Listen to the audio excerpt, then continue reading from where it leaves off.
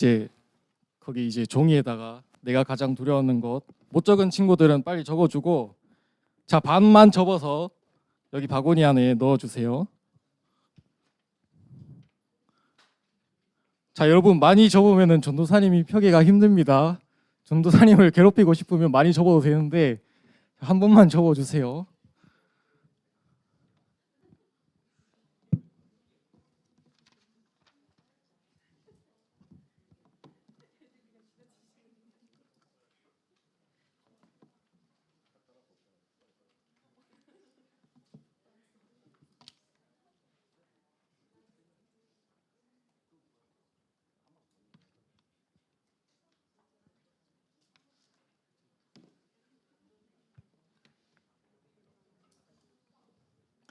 제가 생각했던 것보다 되게 열심히 적고 있네요, 다들. 저는 막 그냥 계약 한 단어 막 적고 이럴 줄 알았는데 막 문장을 적고 있네요.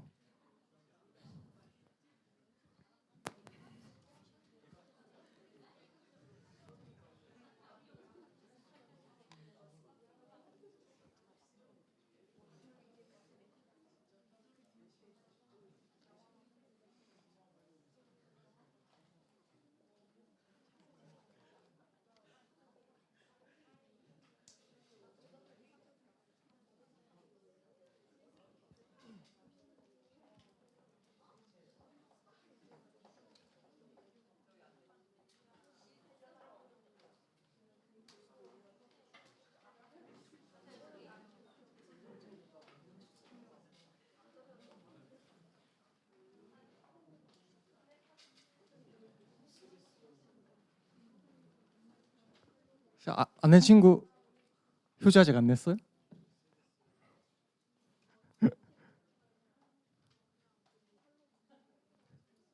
감사합니다.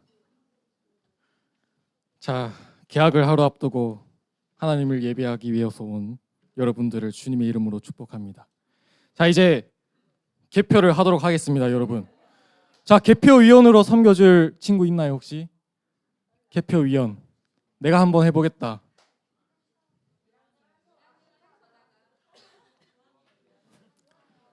개표위원 하면은 전도사님이 또 알잖아요, 여러분.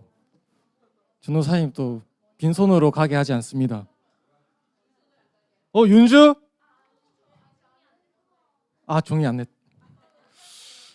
내는 김에 한번 해볼래?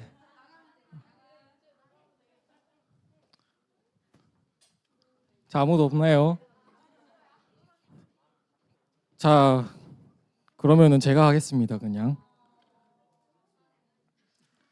자, 제가 한번 읽어볼게요.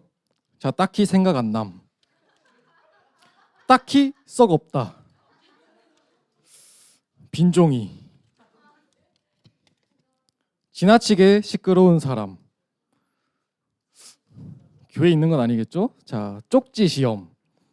갑자기 봐서 시험이어서 잘 못 보면 화나니깐 쪽지 시험이 두렵다. 이거는 이제 제가 후보군에 넣어두겠습니다. 가족이 죽는 것. 나에게는 가족만큼 중요한 게 없기 때문이다. 다른 것은 두려운 게 없는 것 같다. 와, 가족을 사랑하는 마음이 대단하네요. 제가 정확한 이제 가족사는 모르겠지만 이것도 후보에 넣어두겠습니다. 전부 다 지구 사람들, 나, 하나님, 예수님들, 우주 전체. 그리고 뒷면에 전도사님 말 안 듣기라고 적어놨네요. 자, 이거는 빼겠습니다. 자, 미래를 위해 달려야 하는데 너무 막막하고 길이 안 보여요. 앞으로의 삶이 두려워요.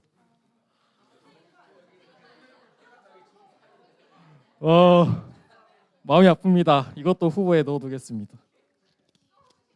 가장 두려운 것, 개학 눈웃음. 이유, 안 올 것 같았는데 왜 내일이지?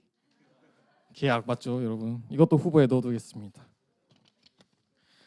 공부 시험, 잘해야 먹고 살기 쉽고 대학도 수능 공부 잘해야 인생이 살기 쉽다. 이렇게 현실적일 수가. 벌써 수능 공부를 생각하다니 정말 마음이 아픕니다. 이것도 후보에 넣어둘게요. 죽음.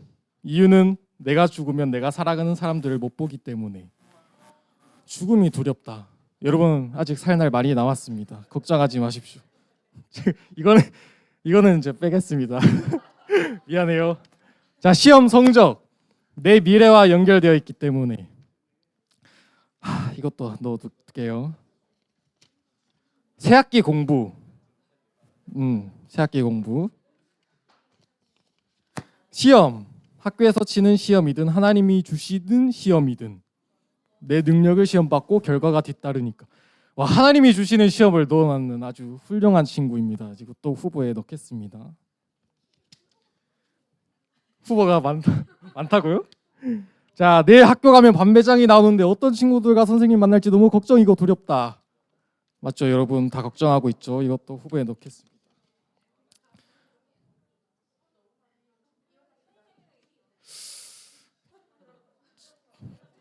자, 시간이 좀 많이 지나가고 있는데 전쟁을 적어놓은 친구도 있고요. 곤충을 적어놓은 친구도 있고요. 반배정. 제가 익명이라 했는데 3학년 2반이라고 적어놨네요. 자, 안신영 선생님 반. 누군지 모르겠네요. 자, 반배정. 전도사님의 사랑의 챌린지. 저녁에는 목소리가 분신사바하는 목소리로 겁을 준다. 전도사님의 사랑의 챌린지가 무섭다? 이거 좀 아닌 것 같은데.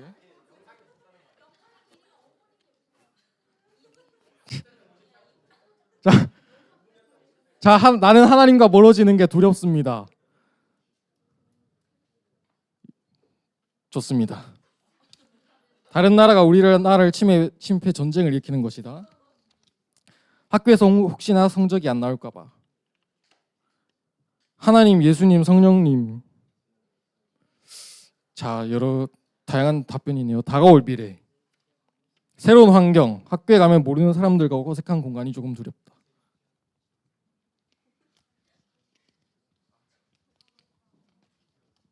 새 학기. 친한 친구가 다른 학교에 갔고 반비정도 망한 것 같고 공부도 확 어려워졌어. 자, 이렇게 여러분이 열심히 써줬는데 그냥 이거 예배 끝나고 다 추첨해서 제가 새 친구들한테 주겠습니다. 시간이 지금 생각보다 많이 지나서 여러분은 각자가 이렇게 두려운 것들을 또 열심히 적어줬네요. 정성스럽게. 자, 여러분이 이렇게 두려워하는 것들을 많이 적었는데 지금 자, 우리가 본문 속의 상황은 뭐냐? 예수님과 제자들은 지금 목숨이 간당간당한 상황 속에서 두려움을 마주하고 있습니다. 지금 예수님과 제자들은 배를 타고 갈릴리 호수를 건너가고 있어요. 갈릴리 호수의 위치 우리 많이 봤죠? 지도. 여기가 바로 갈릴리 호수입니다. 배를 타기 전에 예수님은 무리들에게 하루 종일 말씀을 전하셨고 해가 질 때쯤 되어서 제자들에게 배를 타고 이제 건너편으로 건너가자고 하십니다. 예수님의 명령을 들은 12 제자들은 배에 올라서 예수님을 모시고 항해를 하기 시작합니다. 여기까지는 이제 별 문제가 없죠? 그런데 이제 문제가 생기게 됩니다. 37절에 이렇게 말씀을 하고 있습니다. 그때 매우 강한 바람이 불어와서 파도가 배 안으로 덮쳐 들어왔고 물이 배 안에 가득 차게 되었습니다. 이렇게 말을 합니다. 예수님과 제자들이 배를 타고 얼마나 갔는지는 모르겠는데 갑자기 강한 바람이 불어왔고 파도가 배 안으로 덮쳐서 막 들어오고 있다고 합니다. 물이 배 안에 차게 되었다고 합니다.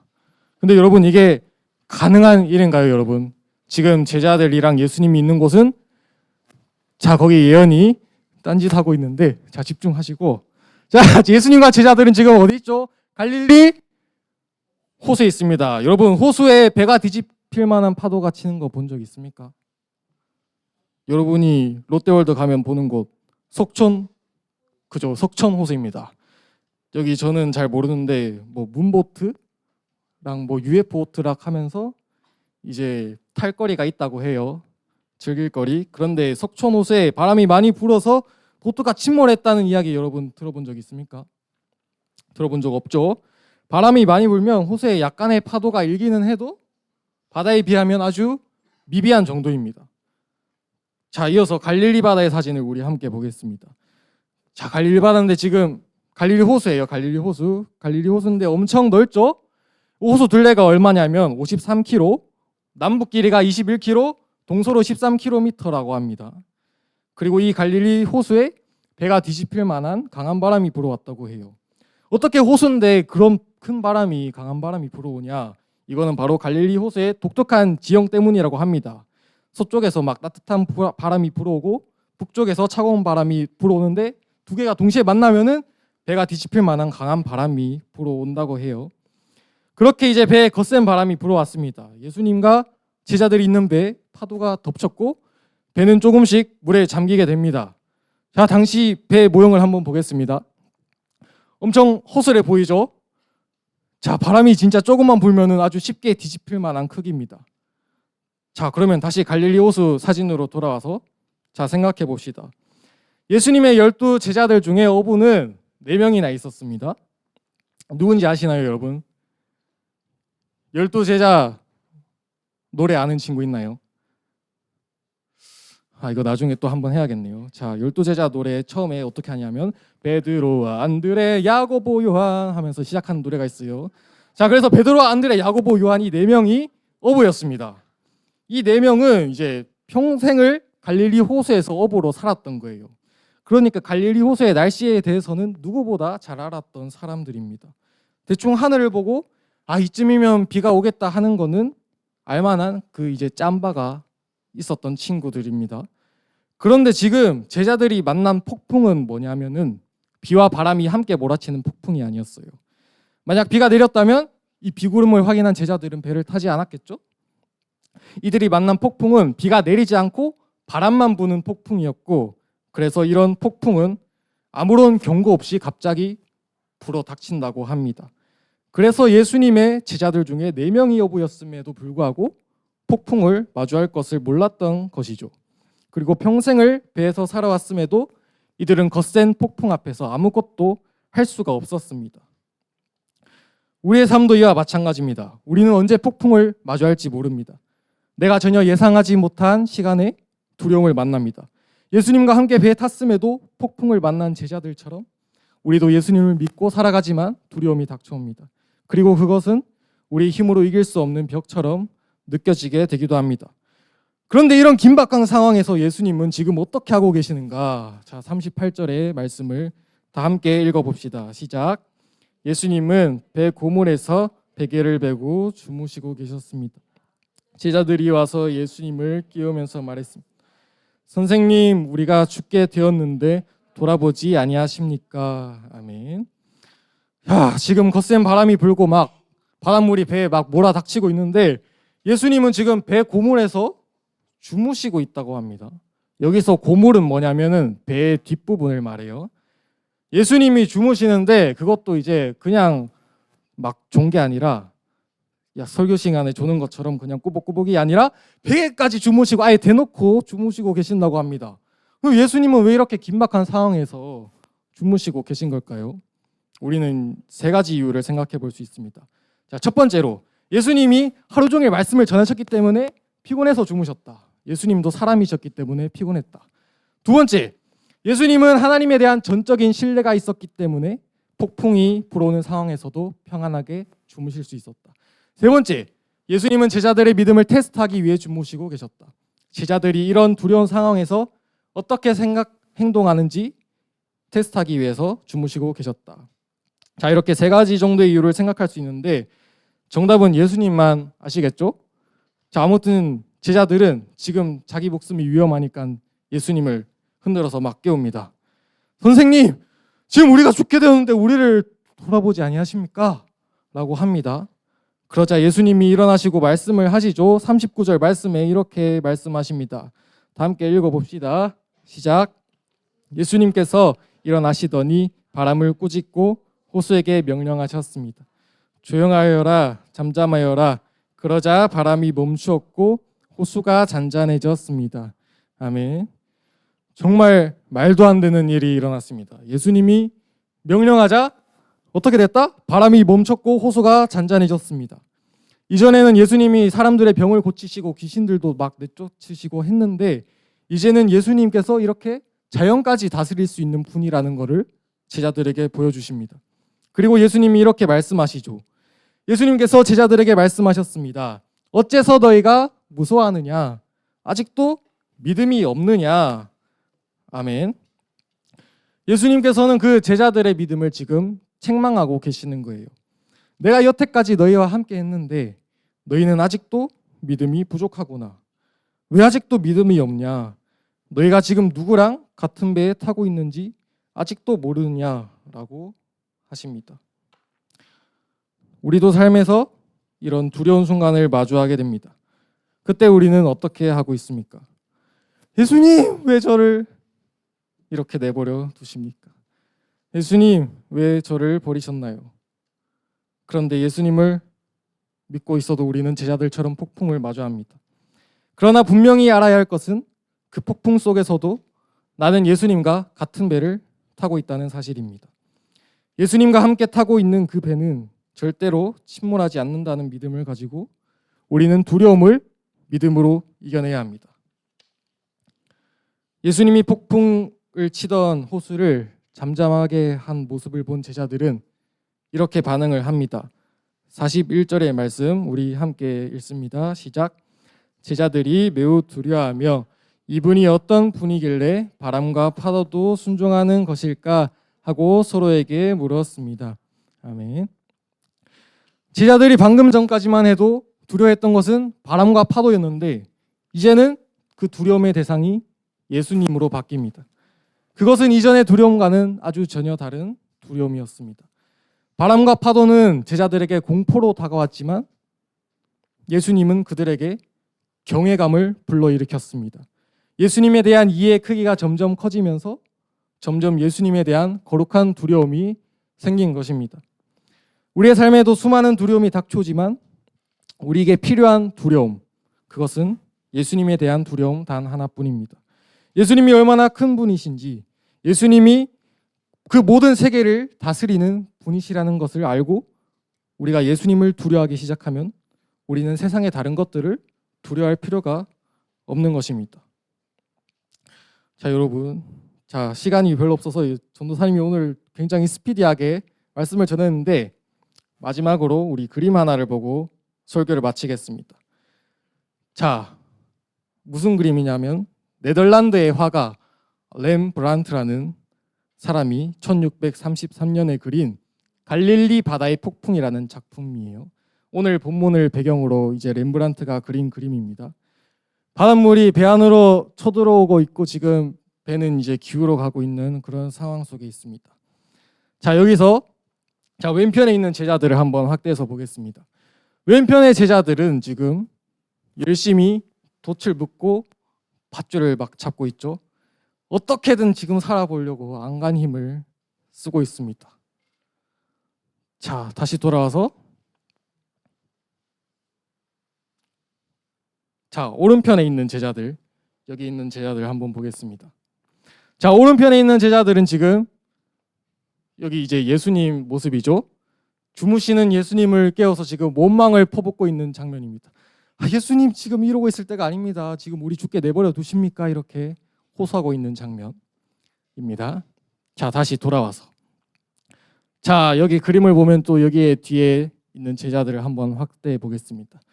자, 이 제자는 몸은 예수님 곁에 있지만 지금 왼쪽에 그 밧줄 잡고 돛을 잡고 있는 제자들을 바라보면서 지금 나도 가만히 있으면 안 될 것 같은데, 나도 뭔가 해야 할 것 같은데 하는 불안감을 가지고 있는 사람처럼 이렇게 묘사가 되어 있습니다. 그리고 여기에 맨 오른쪽에 있는 여기의 제자는 완전 지금 멘탈이 나간 상태죠. 모든 것을 체념하고 이제 현타에 빠진 듯한 모습입니다. 자, 다시. 그리고 여기 앞에 있는 제자는 바다를 향해 토를 하고 있습니다. 이런 위기 앞에서 제자들은 그냥 아주 속수무책입니다. 바로 옆에 예수님이 계시는데도, 나와 예수님이 같은 배를 타고 있음에도 이 전혀 예상치 못한 위기 앞에 두려움에 빠져서 예수님이 아닌 지금 자신이 처한 상황에만 집중을 하고 있습니다. 그런데 이 그림에는 예수님과 12 제자 외에 한 명이 더 그려져 있습니다. 여기 가운데에 파란 옷을 입고 있는 사람, 렘브란트 작가가 자기 자신을 그려놨습니다. 지금 관객을 바라보고 있죠? 그리고 관객을 향해 이렇게 말하는 것 같습니다. 당신은 이런 두려움 속에서 어떻게 행동하시겠습니까? 이렇게 관객을 향해 묻고 있는 듯한 표정을 하고 있죠. 자, 내일 이제 개학입니다. 한숨밖에 안 나오죠, 여러분. 새로운 학교, 새로운 학년, 또 새로운 학기가 시작됩니다. 지금 여러분에게 두려움이 있을 수도 있고요. 한 학기를 보내면서 또 새로운 두려움을 마주할 수도 있습니다. 예수님과 같은 배를 타고 있던 제자들도 두려움을 마주했습니다. 그러나 중요한 것은 뭔가요? 앞에 우리가 함께 읽진 않았지만 처음 말씀을 시작하는 35절을 보면은 이렇게 예수님이 말씀하십니다. 그날 저녁이 되자 예수님께서 제자들에게 말씀하셨습니다. 호수 건너편으로 가자.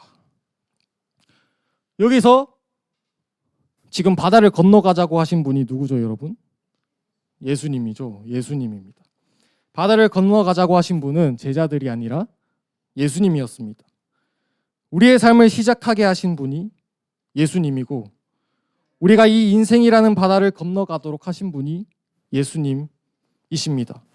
그리고 그 예수님이 나와 같은 배를 타고 있다면 그 배는 침몰하지 않기 때문에 우리는 걱정할 것이 아무것도 없습니다.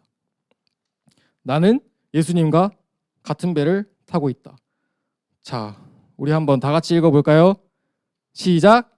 나는 예수님과 같은 배를 타고 있다. 한 번 더 읽습니다. 나는 예수님과 같은 배를 타고 있다. 나는 예수님과 지금 같은 배를 타고 있다. 새로 시작하는 한 학기 앞에서 나와 예수님이 같은 배를 타고 있다는 사실을 믿고 두려움을 이겨내는 우리 중등부 친구들 되기를 간절히 바랍니다. 오늘의 말씀을 생각하면서 아무것도 두려워 말라 함께 찬양하겠습니다.